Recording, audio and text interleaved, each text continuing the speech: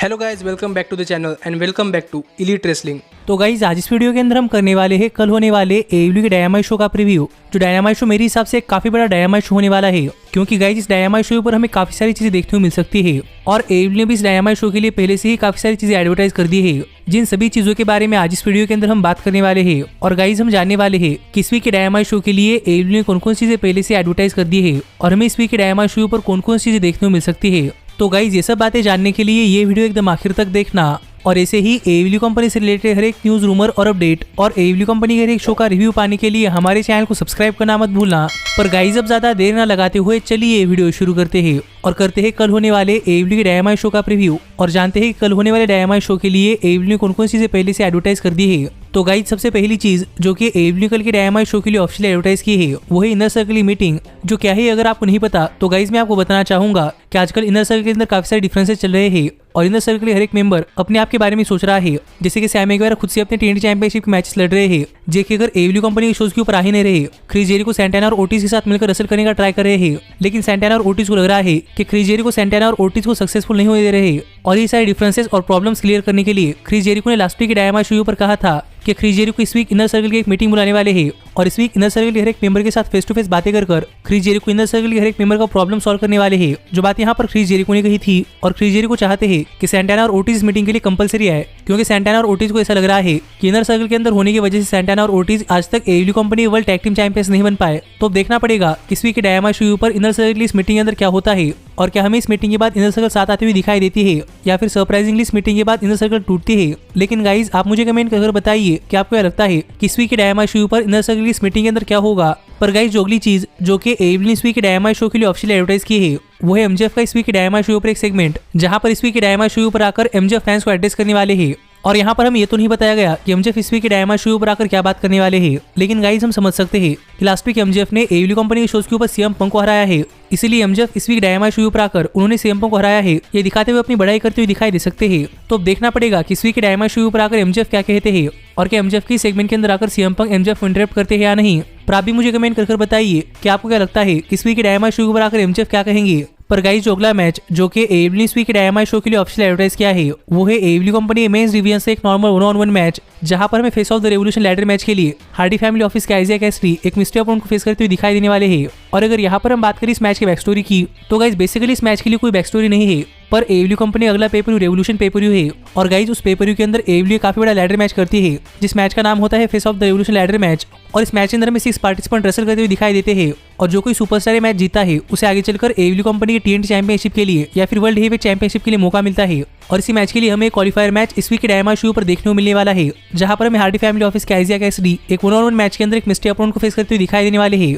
और गाइस जब तक हमें यहाँ पर नहीं पता कि मिस्टर अपोनेंट कौन होने वाला है, पर करंटली इस मिस्टर अपोनेंट को लेकर काफी सारे रूमर सामने आ रहे हैं कि गाइस हमें मिस्टर अपोनेंट कोई और नहीं बल्कि फॉर्मर WWE सुपरस्टार यानी कैरियन क्रॉस देखने को मिल सकते हैं। और अगर कैरियन क्रॉस नहीं तो फिर हमें मिस्टर अपोनेंट कोई और नहीं बल्कि फॉर्मर WWE सुपरस्टार यानी कीथ ली देखने को मिल सकते हैं। और हाल ही में कीथ ली के AEW कंपनी ज्वाइन करने को लेकर एक काफी बड़ी अपडेट सामने आई थी। जो अपडेट क्या है अगर आपको नहीं पता तो आप ऊपर आए हुए कार्ड के ऊपर क्लिक कर आप हमारी ये वीडियो देख सकते हैं, जिससे कि आपको पता चल जाएगा कि हाल फिलहाल में कीथ ली के AEW कंपनी ज्वाइन करने को लेकर कौन सी बड़ी अपडेट सामने आ रही है। पर अगर ये सुपरस्टार कीथ ली भी नहीं होते तो इस बात को भी लेकर काफी सारे रूमर्स आ रहे हैं कि प्रॉब्ली सुपरस्टार कोई और नहीं बल्कि जेफ हार्डी हो सकते हैं, क्योंकि हाल फिलहाल में AEW कंपनी के सुपरस्टार खुद से टीज कर रहे हैं कि प्रॉब्ली हमें जेफ हार्डी AEW कंपनी अंदर अपना डेब्यू करते हुए दिखाई दे सकते हैं। जो कैसे ही अगर आपको नहीं पता तो आप फिर एक बार ऊपर आए हुए कार्ड के ऊपर क्लिक कर आप हमारी यही वीडियो देख सकते हैं, क्योंकि मैंने उस वीडियो के अंदर आपको बता दिया है कि हाल फिलहाल में AEW कंपनी सुपरस्टार्स किस तरीके से टीज करे हैं कि हमें काफी जल्दी AEW कंपनी अंदर एक काफी बड़ा सुपरस्टार डेब्यू करता हुआ दिखाई देने वाला है। और इस वीक के डायनामाइट शो पर एक mister opponent face of the revolution ladder match के अंदर कम्पीट करने वाला है। इसलिए गाइस मुझे ऐसा लगता है कि हमें डेफिनेटली इस वीक के डायनामाइट शो पर कोई सुपरस्टार AEW कंपनी अंदर अपना डेब्यू करता हुआ दिखाई दे सकता है।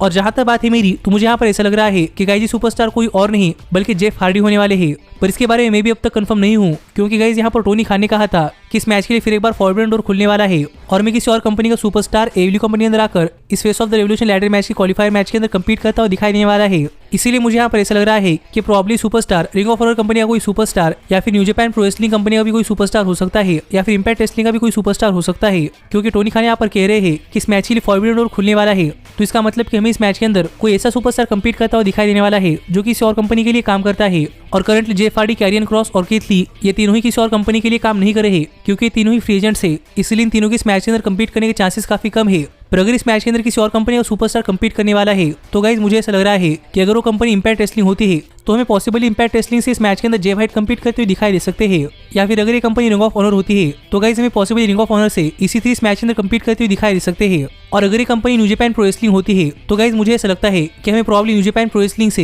हिरोशी तनाहाशी या फिर विल इस मैच के अंदर कम्पीट करते हुए दिखाई दे सकते हैं। पर सच में मुझे भी यहाँ पर कुछ आइडिया नहीं है कि सुपरस्टार कौन होगा, पर मुझे लग रहा है कि ये सुपरस्टार जो कोई भी होगा वही सुपरस्टार ये मैच जीतेगा। जिस पर आपका क्या कहना है आप मुझे कमेंट कर बताइए, और ये भी कमेंट कर बताना मत भूलना कि आपको क्या लगता है कि सुपरस्टार कौन होगा। पर गाइस जो अगली चीज जो कि एवली ने इस वीक के डायनामाइट शो के लिए ऑफिशियल एडवर्टाइज की है वो ये है कि हमें इस वीक के डायनामाइट शो पर टोनी खान ने काफी बड़ी अनाउंसमेंट करते हुए दिखाई देने वाले हैं। जो अनाउंसमेंट क्या है ये तो मुझे भी नहीं पता, पर गाइस यहाँ पर एवली कंपनी ने अनाउंस कर दिया है कि टोनी खान इस वीक के डायनामाइट शो पर काफी बड़ी अनाउंसमेंट करने वाले हैं। इसलिए देखना पड़ेगा कि टोनी खान की अनाउंसमेंट क्या होती है, और यहाँ पर अगर टोनी खान कौन सी बड़ी अनाउंसमेंट करते हैं, और मैं भी अनाउंसमेंट सुनने के लिए काफी एक्साइटेड हूँ। पर गाइस जो आखिरी चीज जो कि एवली ने इस वीक के डायनामाइट शो के लिए ऑफिशियल एडवर्टाइज की है वो है एवली कंपनी मेंस डिवीजन से एक टेक्सास डेथ मैच, जहां पर हमें एवली company world heavyweight champion hangman Adam Page अपनी एवली world heavyweight championship challenger Lance Archer के अगेंस्ट डिफेंड करते हुए दिखाई देने वाले हैं। और अगर यहाँ पर हम बात करें इस मैच की बैक स्टोरी की तो गाइस हमने देखा था कि ब्रायन डेनियल्सन के खिलाफ अपनी एवली वर्ल्ड हेवीवेट चैंपियनशिप डिफेंड करने के बाद यहाँ पर हैंगमैन पेज अपने नए चैलेंजेस ढूंढ रहे थे, और सरप्राइजिंगली लांस आर्चर ने यहाँ पर आकर हैंगमैन पेज के ऊपर अटैक किया था। और इसके बाद लांस आर्चर एवली कंपनी वर्ल्ड हेवीवेट चैंपियनशिप के लिए नंबर 1 कंटेंडर बन चुके थे, जिससे कि आगे चलकर लांस आर्चर को एवली कंपनी वर्ल्ड हेवीवेट चैंपियनशिप के लिए मौका मिलने वाला था। और हैंगमैन पेज भी लांस आर्चर के खिलाफ एक मैच हासिल करने के लिए मान चुके थे, पर surprisingly lance Archer hangman page के खिलाफ एक नॉर्मल मैच नहीं बल्कि एक टेक्सास डेथ मैच चाहते हैं। जो मैच क्या है अगर आपको नहीं पता तो गाइज मैं आपको बताना चाहूंगा कि एक तरीके से क्लास मैन स्टैंडिंग मैच है, और जो कोई सुपरस्टार रेफरी के 10 काउंट करने तक खड़ा नहीं होता वो सुपरस्टार ये मैच हार जाता है। और ऐसे मैचेस के अंदर आज तक लांस आर्चर कभी नहीं हारे, इसीलिए देखना पड़ेगा कि जब इस वीक के डायनामाइट शो पर लांस आर्चर और हैंगमैन एडम पेज इन दोनों के बीच में एवली कंपनी वर्ल्ड हेवीवेट चैंपियनशिप के लिए अगर ये मैच होता है तो ये मैच कितना बढ़िया मैच होता है, और ये मैच कौन सा सुपरस्टार जीतता है। लेकिन गाइस जहां तक बात है मेरी तो मुझे लगता है कि ये मैच एक बहुत ही बढ़िया मैच होगा, पर हैंगमैन पेज अभी एवली कंपनी वर्ल्ड हेवीवेट चैंपियन बने हैं, इसलिए मुझे नहीं लगता कि हैंगमैन पेज इतनी जल्दी अपनी एवली वर्ल्ड हेवीवेट चैंपियनशिप हारने वाले हैं। इसीलिए मेरे हिसाब से हैंगमैन पेज मैच जीतने वाले हैं और हैंगमैन पेज स्टिल रहेंगे एवली कंपनी वर्ल्ड हेवीवेट चैंपियन। लेकिन देखना पड़ेगा कि मैच कितना बढ़िया मैच होता है, और माना कि इतनी चीजें हैं जो कि एवली इस वीक के डायनामाइट शो के लिए ऑफिशियल एडवर्टाइज की है, पर इस सब के अलावा भी हमें इस वीक के डायनामाइट शो पर काफी सारी चीजें देखनी है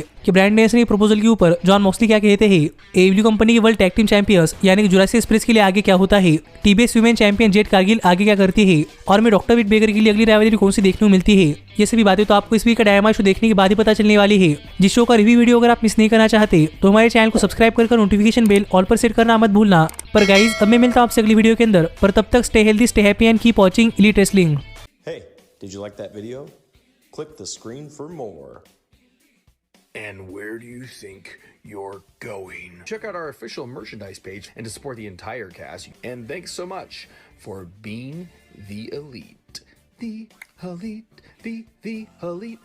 What, Nick, you're not going to sing it all with me this time?